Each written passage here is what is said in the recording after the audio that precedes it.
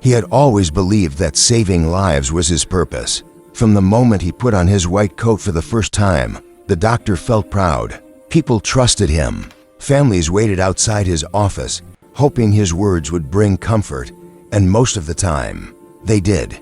His hands had performed countless surgeries, his advice had changed lives, and his name had become a symbol of hope. But life has its own way of turning the tables. One morning, that same man of science found himself sitting on the other side of the table. As a patient, it began with something small. He would feel a strange tightness in his chest while climbing the stairs or walking too fast. He ignored it at first. Just stress, he told himself. After all, doctors don't get sick like ordinary people, right? They're supposed to know better. But deep down, he knew something wasn't right. One night, after a long shift at the hospital, he felt the pain hit harder, sharp, sudden, and terrifying. His hands trembled, and his heart raced as he struggled to breathe. That night, for the first time in years, fear entered the life of a man who had always faced death calmly. The next morning, he ordered a few tests for himself, quietly, without telling anyone. When the results came back, he felt his world stop. The reports showed a rare and serious heart condition, the kind that even top specialists had little hope for. He sat in silence, staring at the paper. It was strange. He had told hundreds of patients bad news before, yet when it was his turn, no words could come out of his mouth. He just sat there, his mind numbed. The irony wasn't lost on him. The doctor who had once healed others was now helpless. He could read every medical term written in the report, and each word felt like a nail in his coffin. Still, he tried to hide it. He went to work every day, smiling at his patients, pretending everything was fine. But his body was giving up slowly. His colleagues noticed he looked tired. Some said he was overworking. Others whispered that he was depressed. No one really knew the truth. Weeks passed, and his condition worsened. The medications didn't help much. His heartbeat felt heavy and uneven. Sometimes he would lie awake at night, staring at the ceiling, wondering how long he had left. The sound of the heart monitor in his hospital's emergency room used to comfort him. Once, now it haunted him. He could hear it echoing in his mind, that slow, uneven beep reminding him that even doctors can't escape death. Eventually, he stopped working. His hospital sent him on medical leave, a polite way of saying they didn't want him collapsing in front of patients.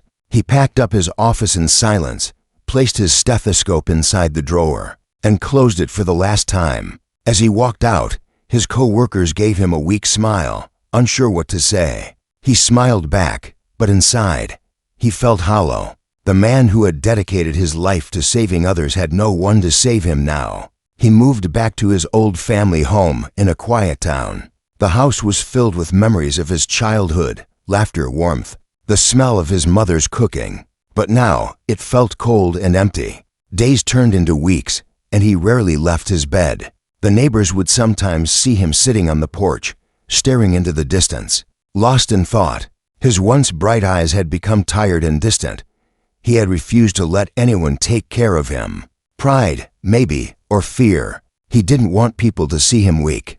But his health kept getting worse. One afternoon, as he tried to make himself a cup of tea, he felt dizzy. The room spun, and before he could reach the chair, everything went dark. When he woke up, he was lying on a small bed with a rough wool blanket over him. The ceiling wasn't familiar. It looked old, cracked, and painted white. He could hear faint sounds, the clinking of metal, soft footsteps, and the distant noise of rain hitting the roof. He turned his head slightly and saw a girl arranging medicine bottles on a wooden shelf. She was young, maybe in her 20s, dressed simply in a faded nurse uniform. Her hands moved quickly but gently, and there was something calm about her presence. When she noticed him awake, she smiled and said softly, "You're lucky, doctor. You fainted right outside the clinic." Her voice had warmth, the kind that reached the heart before the ears. He blinked, confused. "Clinic?" he asked weakly. She nodded. "Yes, a small one. Not fancy, but it works." He tried to sit up, but she gently placed a hand on his shoulder. "Don't move too much. You need rest." There was no hesitation in her tone, no nervousness. She treated him like any other patient, not with pity, not with awe. Just simple, honest care. For a moment, he felt something stir inside him. Something he hadn't felt in months. It wasn't just relief. It was peace. He didn't know her name yet. He didn't know how long he would stay there or what awaited him next. But one thing was certain. Life had led him to this small, humble place for a reason. And soon, he would learn that sometimes healing doesn't come from medicine, but from the heart of someone who truly cares. He didn't remember falling asleep, but when he opened his eyes again, the room was bright with morning light. The sound of birds outside mixed with the faint hum of a ceiling fan. For a moment, he forgot where he was. Then the smell of boiled herbs and tea reminded him. The small clinic, the gentle nurse, the unfamiliar place that now held his fragile life. The girl entered quietly, holding a tray with a steaming cup and a bowl of porridge. Her smile was soft, not forced like the polite smiles he was used to at hospitals. "Good morning," she said. "You slept better today." He nodded slightly, his voice still weak. "Thank you for helping me yesterday." She shrugged and placed the tray on the table beside him. "You don't need to thank me. That's what we do here. We help each other." Her words were simple, but they touched something deep in him. In his big city hospital, life was a race. Everyone chasing time, money, reputation. Here, it was quiet, real. He looked around the room properly for the first time. The walls were plain, painted white but chipped in places. The window curtains were made of old fabric, yet they were clean. A single flower sat in a glass jar by the window, freshly picked. The place had no modern machines, no flashing monitors, yet it felt alive. She noticed him studying the room and smiled. "Not like your big hospitals, I know," she said, as if reading his thoughts. He smiled faintly. "You know I'm a doctor?" She nodded. "Yes, your ID card was in your pocket. You must be someone important." He laughed softly, though it sounded tired. "I used to be." That answer made her pause for a second, but she didn't ask more. Instead, she placed the bowl in front of him. "Eat while it's warm. It will give you strength." He looked at the porridge. Simple rice, a few herbs, nothing fancy. But when he took the first spoonful, it felt comforting. The taste reminded him of childhood, when his mother would feed him when he was sick. He couldn't remember the last time food had felt like care instead of routine. Over the next few days, he started to notice how the clinic worked. It wasn't really a hospital, just a small building that served the villagers nearby. People would come with all sorts of problems, old injuries, coughs, infections, even heartbreaks, and she treated them all with the same calm patience. He learned her name, Era. She wasn't a fully trained doctor, but she knew enough about herbs and first aid to handle most things. She had learned from an old local healer before he passed away. "He taught me that medicine is not just about curing the body," she once told him. "It's about giving someone hope to heal." That line stayed with him. He had spent his whole career surrounded by advanced tools and expensive medicines. Yet somewhere along the way, he had forgotten that healing wasn't only about science. It was also about kindness. Every morning, Era would check his pulse with her cool fingers, listen to his breathing, and give him a herbal mix that she made herself. He didn't believe much in such remedies. The man of science in him doubted them, but strangely, he began to feel better. His chest pain eased slightly, and his energy returned little by little.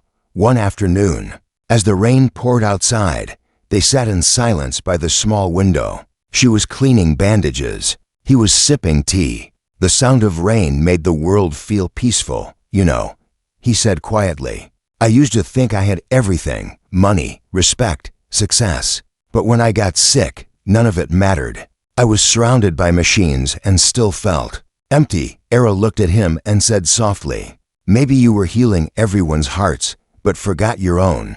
Her words hit him like truth spoken by a child, simple but impossible to ignore. He looked at her, and for the first time in many months, he smiled not out of habit, but from somewhere real. Days turned into weeks, and his body slowly regained strength. He began walking short distances around the village.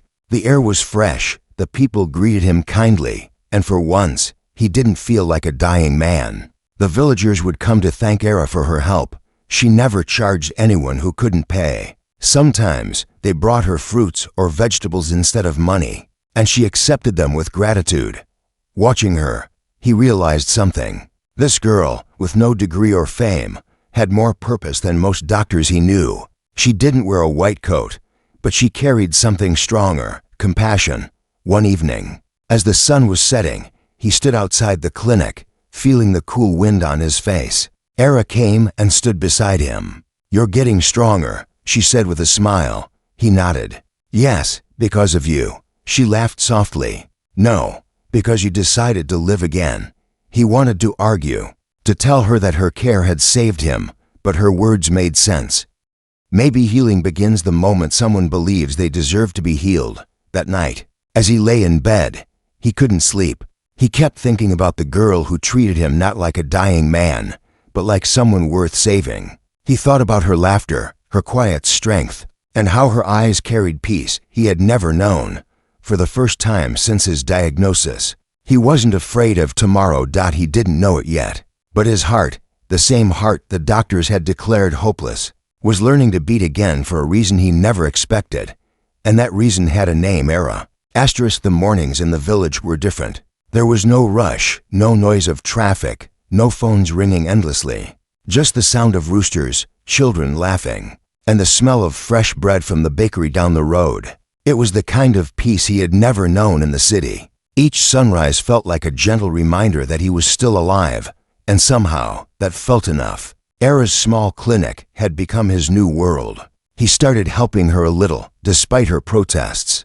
She didn't want him to tire himself, but he insisted. At first, he would only organize the medicine shelves or clean the equipment. Slowly, he began checking on patients too. The villagers respected him instantly once they learned he used to be a real doctor. But what surprised him most was that Erin never treated him like someone above her. She treated him like an equal, sometimes even scolding him gently when he overworked. "Doctor," she would say, hands on her hips, "you're supposed to heal, not get sick again."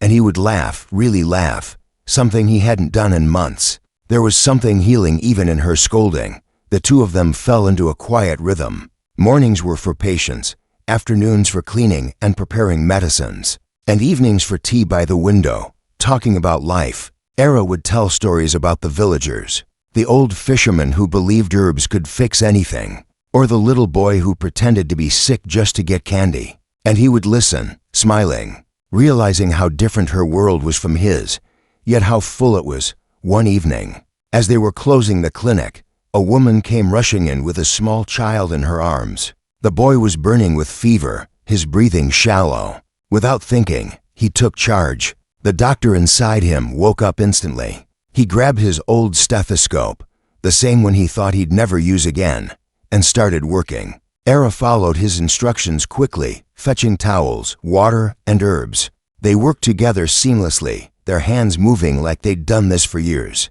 After a long hour, the child's breathing eased. The fever broke. The mother burst into tears, thanking them again and again. When she left, the doctor sat down, exhausted but smiling. "You still have it," Era said softly, handing him water. He looked at his trembling hands and nodded. "I thought I'd lost it." She shook her head. "You can't lose what you were born to do." That night, he lay awake, thinking about her words. Maybe he wasn't dying after all. Maybe he had just forgotten how to live. Over the next few weeks, he started teaching Era small things: how to check a pulse more precisely, how to recognize warning signs in patients, how to use simple instruments correctly. She was a quick learner, her eyes lighting up with curiosity each time she understood something new. Sometimes, she would write his lessons in a small notebook with worn pages. One day, he noticed the cover of the notebook. It said in neat handwriting, "To learn is to serve." He smiled. "Who taught you that?" he asked. "My father," she said quietly. He wasn't a doctor, but he always said that if your knowledge doesn't help others, it's useless. That line hit him deeply. In his old life, everything had been about awards, achievements, and status. But here, in this tiny room, surrounded by people with almost nothing, he was learning what true service really meant. Sometimes, when Era wasn't looking, he would watch her work, the way she comforted patients, how she laughed with the children, or how she sat silently with someone grieving. She had a gift, a rare one. Healing didn't come from her hands, but from her heart. One afternoon, He noticed her sitting by the window, lost in thought. Her usually bright eyes looked distant. "What's wrong?" he asked gently. She sighed. "I was just thinking. I wish I could study properly, become a real nurse or doctor someday. But it's expensive, and the village needs me here." He felt a pang in his chest, not from illness, but emotion. She deserved so much more. She had the heart of a healer and the mind of a student. "You will," he said firmly. "You'll study. I'll help you." She turned to him, surprised. "You've already done so much." "You don't need to. I want to," he interrupted. "You gave me a reason to live again, Era. Let me give something back." For a moment, she just looked at him. The air between them grew still, heavy with something unspoken. Then she smiled faintly. "We'll see." After that, their bond grew deeper, not romantic yet, but full of silent understanding. They didn't need many words. A glance, a smile, or a small gesture was enough. Sometimes, their hands would brush accidentally while working, and both would pretend not to notice. But deep down, both felt it, that quiet warmth growing stronger each day. One morning, when he woke up, he realized something remarkable. The constant tightness in his chest was gone. He could breathe easily again. He went outside, took a deep breath of fresh air, and smiled. His heart, the same heart that doctors once gave up on, was beating stronger than ever. He knew why. It wasn't just the herbs or the rest.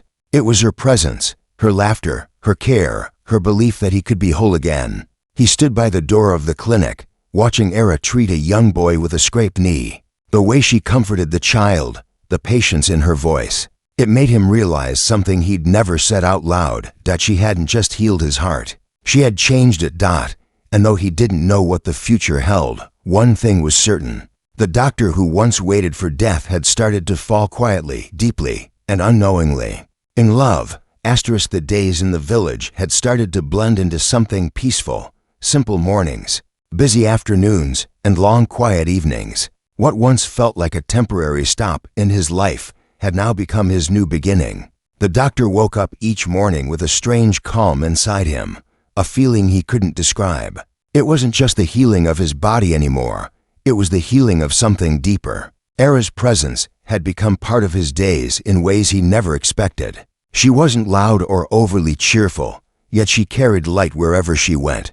When she spoke, it felt honest. When she smiled, it reached her eyes. He had seen hundreds of people in his career, patients, nurses, families, but no one quite like her. He started noticing the small things. The way she hummed softly while mixing herbs. How she tucked her hair behind her ear when she was thinking. How her laughter always came from the heart, never forced. It made him wonder how someone so ordinary could feel so extraordinary. One evening, they were sitting outside the clinic as the sun dipped low. The sky was painted orange and pink, and a soft breeze brushed past. Era had made tea, as she always did. "You know," he said quietly, "I used to think the world only respected people with degrees and titles. But you've proved me wrong." She looked at him curiously. "What do you mean?" "You save people every day with kindness and patience, things that no university can teach," he said. "In my city hospital, I met doctors who treated patients like cases, not humans. But you heal the way it was meant to be done." Her eyes softened. "I don't do much," she said. "I just listen. Sometimes that's what people really need." He smiled faintly. "Maybe that's why I'm still alive." There was silence after that, not awkward, but peaceful. The kind that doesn't need words. The air carried unspoken things between them, gratitude, affection, and something neither dared to name yet.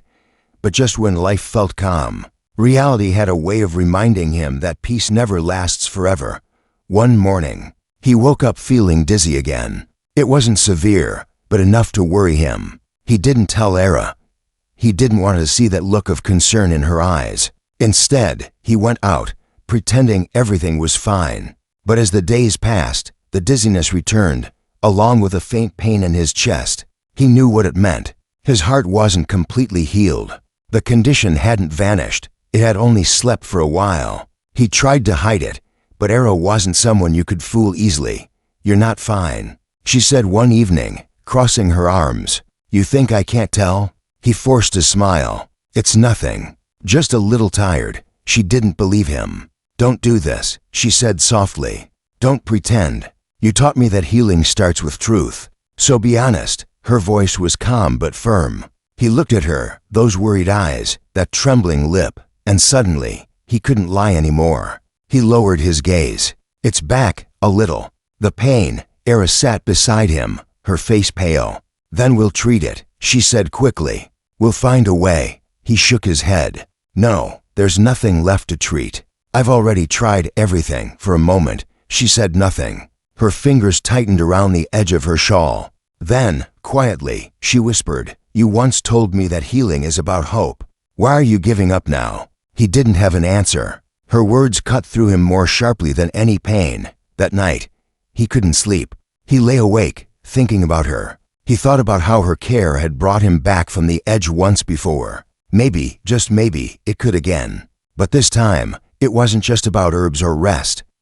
It was about something else entirely: her presence, her faith, her love. Even if she never said the word aloud. The next morning, Era came into his room carrying a small wooden box. "What's this?" he asked. "It's from the old healer who taught me," she said, sitting beside him. He used to say that sometimes the body listens to words more than medicine. He called it heart healing. She opened the box. Inside were small slips of paper with handwritten lines. Each one had a message of courage, forgiveness, or love. She handed him one. It read, "A heart that still feels pain is a heart that still beats for life."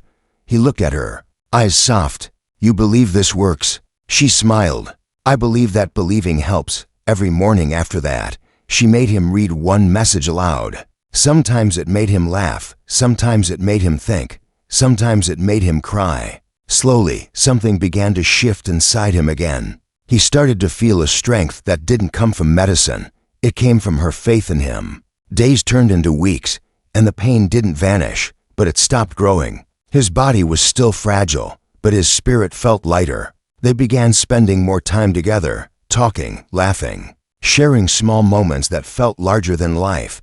One evening, while they watched the sunset again, he said quietly, "Era, when I first came here, I thought my story was ending, but now, it feels like it just began." She looked at him, her eyes shining in the fading light. "Maybe life brings people together for reasons we don't understand," she said. "Maybe you were meant to find this place."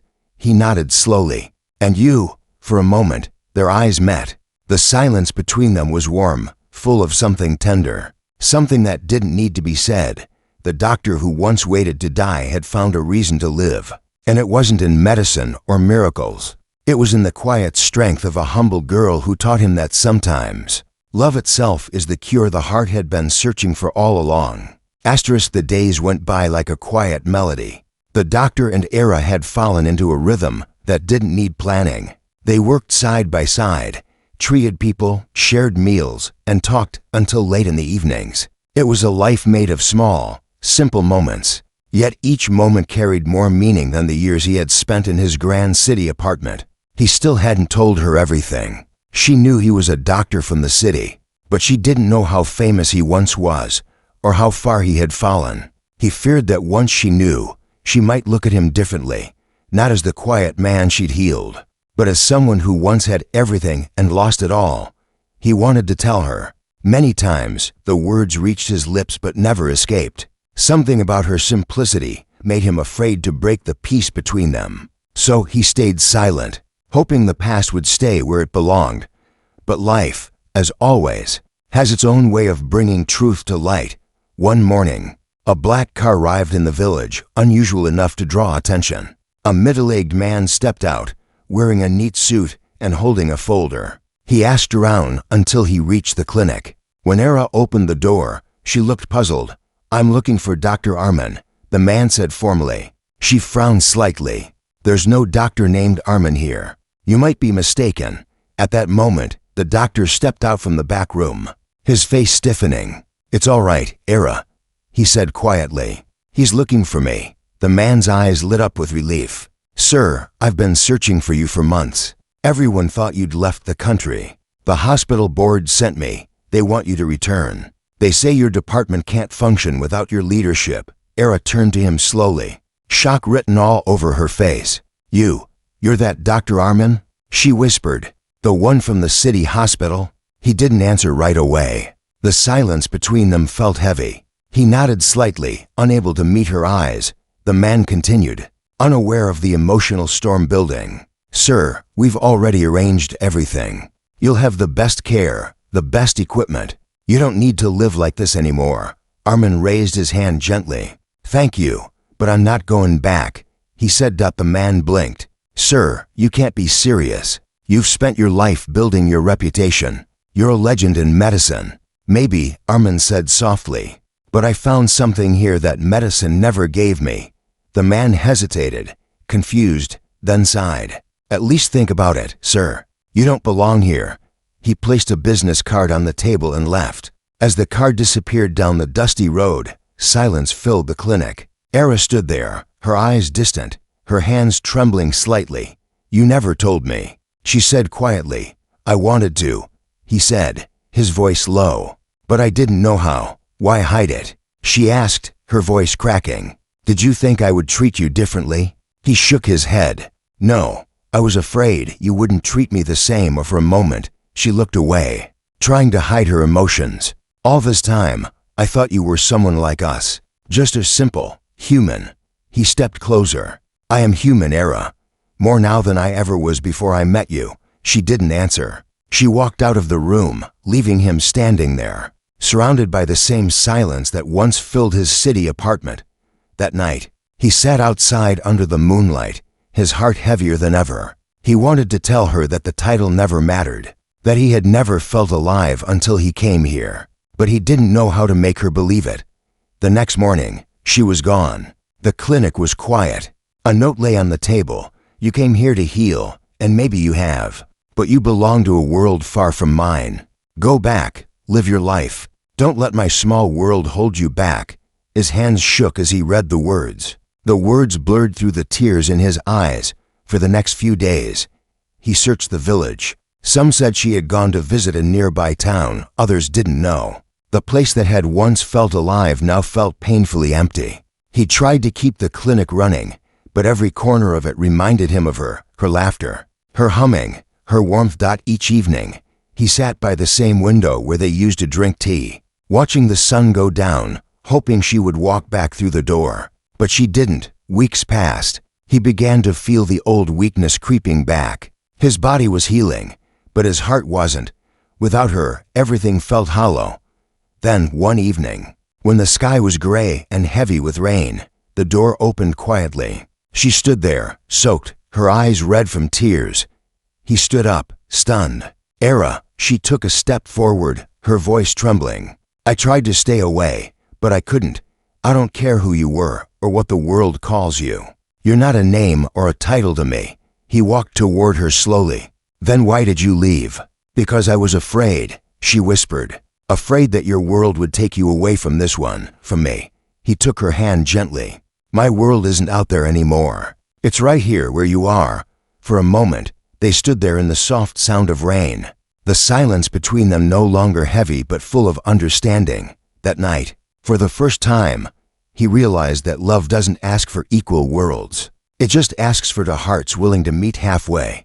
The next morning, the villagers saw them together again, the humble nurse and the once famous doctor, treating people side by side as if nothing had changed.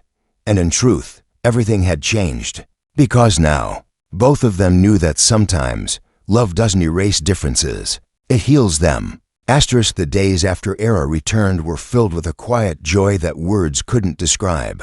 The clinic came alive again. Laughter returned. Tea smelled sweeter. And even the sick seemed to heal faster. The doctor felt stronger than ever. His steps were steadier, his smile brighter. It was as if her return had given life back to his heart, not just emotionally, but physically too. Era went back to her usual routine as if she had never left. She prepared medicines, tended to patients, and scolded him when he worked too hard. But something had changed between them. They didn't say it out loud, yet they both knew love had found its way quietly, like sunlight slipping through a half-closed window. One morning, while she ground herbs in a small clay bowl, he watched her from across the room. There was something peaceful in the way she worked, patient, focused. calm. It reminded him of why he stayed. He walked over and said, "Era, you make this place feel more like home than any house I've ever lived in." She looked up and smiled faintly. "Maybe it's because you finally stopped running?" he asked, raising an eyebrow. She nodded. "From your pain, from your past, from yourself," he chuckled softly. "And what made you think I stopped?" "Because you started living," she said simply. Her words stayed with him. She had a way of turning small sentences into lessons, the kind that stayed long after the moment had passed. That afternoon, an old villager came rushing into the clinic. His wife was struggling to breathe. Without wasting a second, the doctor grabbed his bag and ran. Era followed closely. It was a small house at the end of the road, dimly lit, with a faint smell of smoke from the wood stove. The woman lay on the bed, pale and gasping. He checked her pulse, her breathing, her chest, then turned to Era. "I need hot water, towels, and that herb mix we prepared yesterday." They worked together silently, their movements perfectly in sync. Hours passed, and finally, the woman's breathing eased. The family wept with gratitude. When they stepped outside, Era looked at him with admiration. "Every time I see you like that, I understand why people call you a miracle worker." He smiled faintly. "No, the miracle isn't me. It's what happens when people don't give up." As they walked back, rain began to fall softly. Era pulled her shawl over her head, and he offered his coat. "You'll catch a cold," he said. She laughed. "You're the one who should be careful. Remember, you're still my patient." He grinned. "Then maybe I should start charging for all the free advice I give." She shook her head playfully. "You could try, but I don't think anyone here has money to pay you, not even me." He looked at her for a long moment. "You've already paid me more than anyone ever could." Era's smile faded slightly. "With what?" "With my life," he said softly. For a second, she froze, not knowing what to say. The rain fell harder, and in that quiet chaos, their eyes met. There was no confession, no grand speech, just silence, deep and honest. That night, as they sat by the window watching the rain, Era said, "You know, sometimes I think healing is more than medicine. It's about love. When you love someone, truly love them, you give them a reason to fight." He nodded slowly. "That's exactly what you did for me. But peace never stays untouched for too long." A few days later, a journalist from the city arrived at the clinic. Word had spread. The famous Dr. Armin, thought to be dying, was alive and working in a small village. The man took photos, asked endless questions, and offered to publish his miracle story. At first, Armin refused. "This isn't news," he said firmly. "It's just life." But the journalist wouldn't stop. "Doctor, people need to hear this. You survived what no one thought possible. Your recovery could inspire thousands." Against his will, the story was printed. Within a week, letters began pouring in. City hospitals called. Medical boards offered him positions. Everyone wanted the doctor who defeated death. But what the world didn't understand was that he hadn't been saved by science. He had been saved by a girl's compassion. And that wasn't something he could explain in headlines. One evening, Era showed him the newspaper article with his picture on it. "So, you're a hero again," she teased lightly, though her voice had a trace of sadness. He folded the paper and said quietly, "I don't want to be a hero. I just want to stay here." She looked at him unsure. "But what if the city really needs you?" He sighed. "Maybe, but the truth is, I need you more." Era didn't reply, but her eyes said enough. The following week, people from the hospital arrived again, begging him to return, offering new equipment, luxury treatment, everything. He looked at Era, uncertain. She gave him a small smile and said, "If you feel called to go, you should. Don't stay for me." He stepped closer. "But what if you're the reason I'm still alive?" Her eyes glistened. "Then take that life and use it wherever it takes you." That night, he couldn't sleep. The village was quiet, but his heart wasn't. He stood by the window, torn between two worlds, the one that had once defined him and the one that had healed him. As the first light of dawn touched the horizon, he realized something. Healing wasn't about where he was, it was about who he had become. He didn't owe his life to machines or medicine. He owed it to faith, to kindness, to love. And as he turned toward the sleeping figure of Era by the firelight, he knew no matter where life took him next. She would always be the heartbeat that brought him back to life. The news of his recovery spread faster than he ever expected. Letters kept arriving from people he had never met, patients, students, even strangers who had read his story. They called him the doctor who healed himself. Some even came to the village just to see him, as if he were a miracle in flesh. But each time someone thanked him, he would simply say, "Don't thank me. Thank life. It gives second chances if you truly want them." Era watched all of this quietly. She didn't like the attention, but she was proud of him. Still, a small part of her feared what fame might do. Fame has a way of pulling people away from peace, and she knew the city was calling him back louder than ever.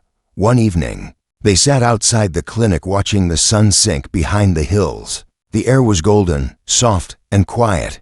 It felt like the world was holding its breath. "They want me to return again," he said finally. "They're offering me a research project to study cases like mine." Era smiled faintly. "That sounds like something you always wanted." He looked at her, eyes tired but gentle. "I used to. Now I'm not sure what I want anymore." She looked down at her hands. "Maybe you just need to find a balance. The world can still learn from you, but this place, this peace you've built, don't lose it." He nodded slowly. "Would you come with me if I go?" Her eyes widened slightly. "Me? Yes," he said softly. "You taught me more about healing than any medical book ever could. If I go back, I want you there, not as my nurse, but as someone who reminds me why I started healing in the first place." Era didn't answer right away. She looked out at the horizon, thinking.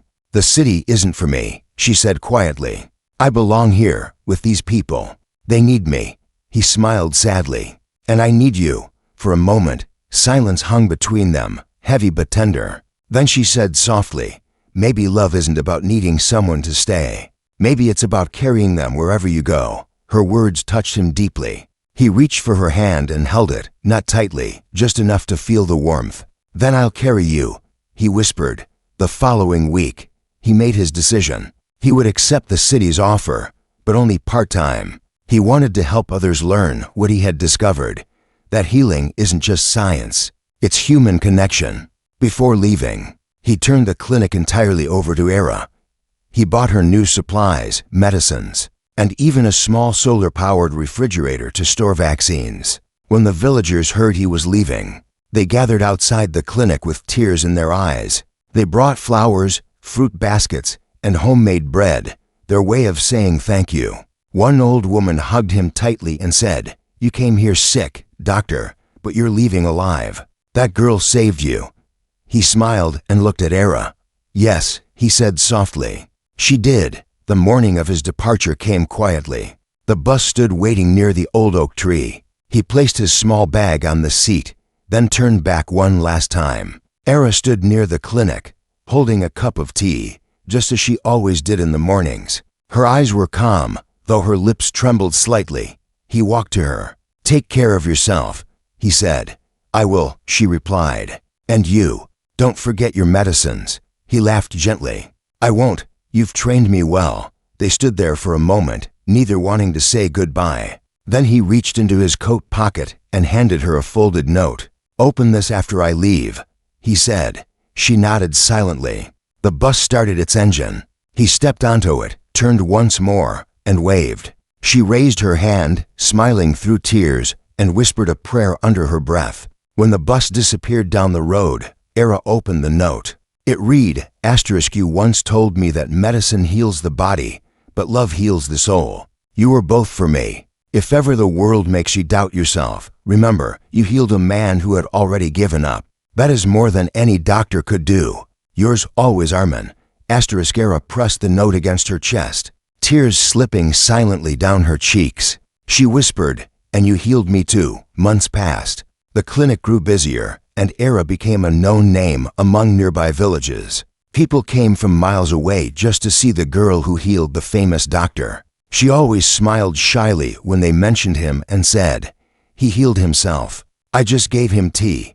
Meanwhile, in the city, Armin's life took a new turn. He led workshops, taught young doctors, and introduced programs focused on emotional care. Hospitals began creating human healing units, spaces designed for empathy, not just treatment. In every talk, he mentioned a nameless girl who changed his life. He never said where she was or who she was, but those who listened could hear the love in his voice. Years later, on a warm spring day, a familiar black car appeared again in the village. The children ran to greet it, shouting, "Dr. Sahib is back." Era stepped out of the clinic, her eyes wide with surprise.